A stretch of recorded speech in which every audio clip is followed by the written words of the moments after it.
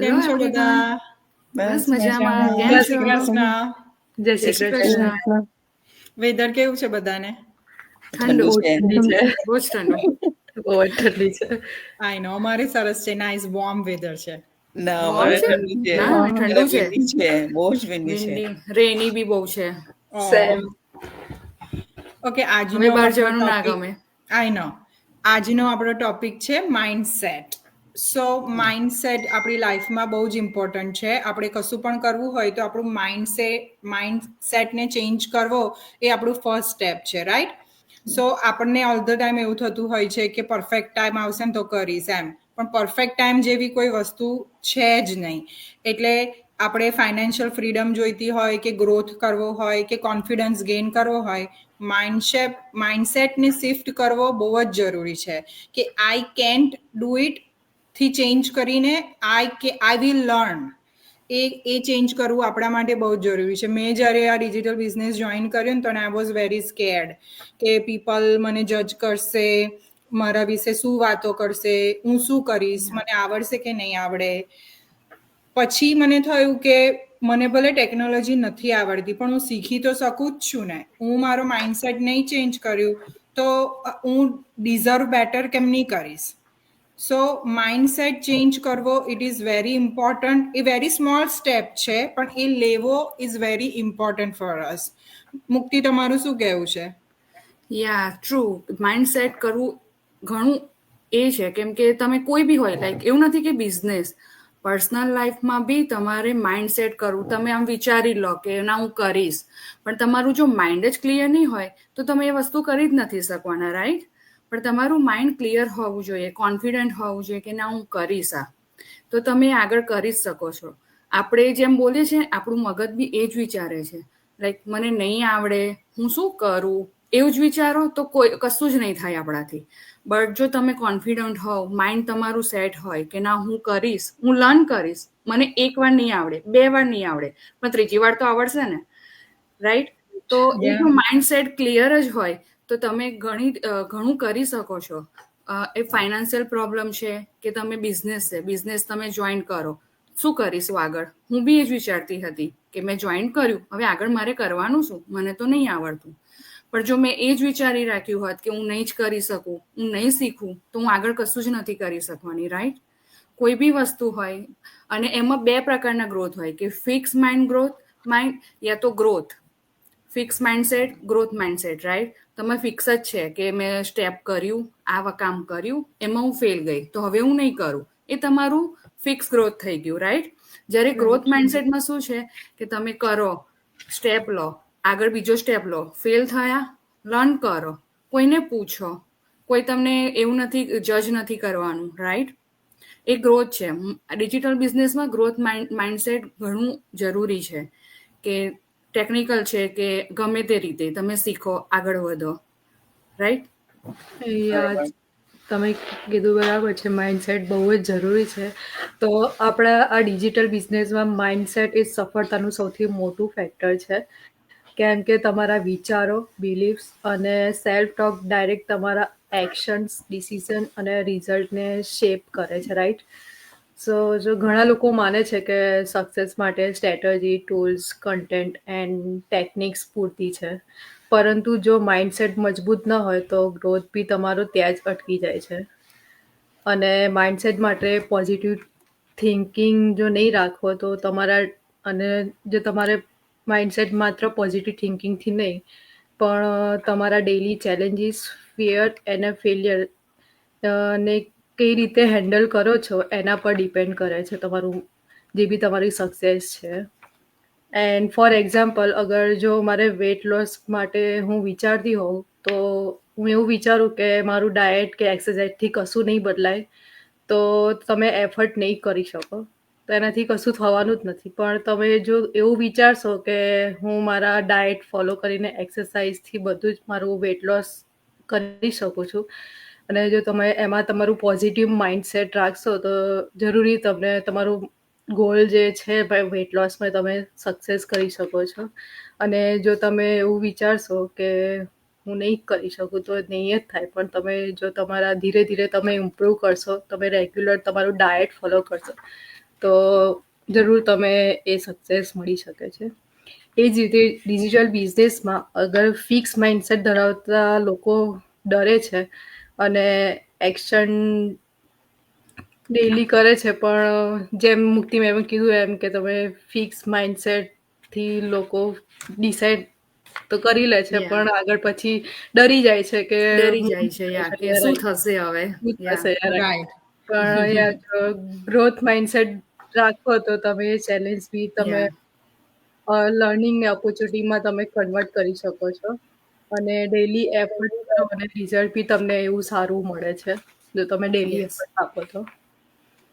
એ જ રીતે જો તમારું માઇન્ડસેટ મજબૂત હોય તો ચેલેન્જ ઓપોર્ચ્યુનિટી બની જાય છે અને તમારા ડિસિઝન્સ બી ક્લિયર થાય છે.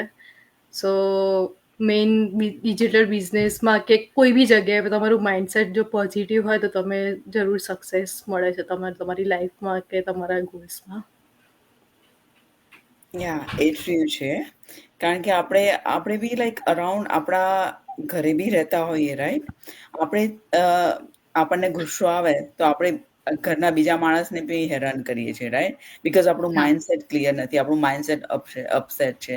તો એટલા માટે આપણે પોઝિટિવ રાખીએ તો આપણા ઘરમાં બી આપણા પોઝિટિવ વાઇબ્સ મળે અને એ લોકો બી પોઝિટિવ થિંકિંગ કરે. લાઈક મારું દરરોજ સવારનું સ્કેડ્યુઅલ કે ભાઈ હું સવારે ઉઠું એટલે ભગવાનનું નામ દઉં અને પ્લસ હું મારી જાતને શું કહું કે ઓકે હું પાવરફુલ છું, હું કરી શકીશ, હું બિઝનેસ બી કરી શકીશ અને હું હેલ્ધી છું અને યા લાઈક મારામાં સક્સેસફુલ છે કે મને આજે આટલા બહાર મળશે કે હું આટલામાં સક્સેસ થઈ જઈશ, મારી સક્સેસફુલ સ્ટોરી છે. એ બધું હું સવારે લાઈક 10 મિનિટમાં હું મારું માઇન્ડસેટ હું પોઝિટિવ રાખું અને લાઈક મારા ફેમિલી મેમ્બરને બી કહું કે ઓકે મારા અરાઉન્ડ લાઈક જે બી એનર્જી છે એ બી પોઝિટિવ છે. એટલે બધાને આપણે પોઝિટિવ હોઈએ તો આપણે બીજાને બી આપણે પોઝિટિવ વાઇબ્સ જ આપીએ અને વાઇબ્સ યા આપણે ફોરઅવે પણ કરી શકીએ છીએ. લાઈક હું અહીંયા રહું છું ને મારે કોઈ ઇન્ડિયામાં કોઈને કહ્યું છે કે ઓકે એનું લાઈક બધું સક્સેસ થઈ જાય, એનું લાઈફ સારી રહે કે હેલ્ધી રહે, આપણે એ બી કરી શકીએ છીએ. એટલે પોઝિટિવ માઇન્ડસેટ એ બહુ જ ઇમ્પોર્ટન્ટ છે આપણી પર્સનલ લાઈફ માટે, આપણી જોબ માટે અને અરાઉન્ડ ધ એરિયા. લાઈક આપણી પાસે લાઈક જોબમાં બી આપણી પાસે ઘણા બધા હોય છે આપણી સાથે માણસો, મેનેજર હોય કે આપણા ઓનર હોય, એ લોકો બી સાથે બી આપણે પોઝિટિવ અને કામ રહીએ તો એ બહુ જ હેલ્પફુલ થાય છે. એ મારો પર્સનલ એક્સપિરિયન્સ છે કે એ આપણા માઇન્ડ ઉપર ઘણું બધું ડિપેન્ડ કરે છે કે ભાઈ આપણે જોબ પર જઈએ ને ભલે લાઈક કોઈ આપણી સાથે ગમે તેવું બિહેવિયર કરે પણ આપણે આપણી સાથે પોઝિટિવ હોઈએ તો ઓલવેઝ આપણી સાથે સારું જ થાય છે, કોઈ દિવસ ખરાબ નથી થતું. આપણે જેવું થિંક કરીએ એવું જ થાય. એવું નથી એવું જ કહેતા કે થાય. યા જેવું અન્ન એવો અળકાર, એ સાચું હા જ છે. આપણે જેવું થિંક કરીએ રાઈટ. એવું જ આપણી સાથે થાય. આપણે પોઝિટિવ થિંક કરીએ તો ઓલવેઝ આપણી સાથે સારું જ થાય છે, કોઈ દિવસ ખરાબ યા નથી થતું. So the positive mindset is very very important. Yes માઇન્ડસેટની જો વાત કરીએ તો આપણે લાઈફ હોય કે બિઝનેસ, રાઈટ, બધું જ આપણા વિચારો પર આધાર રાખે છે.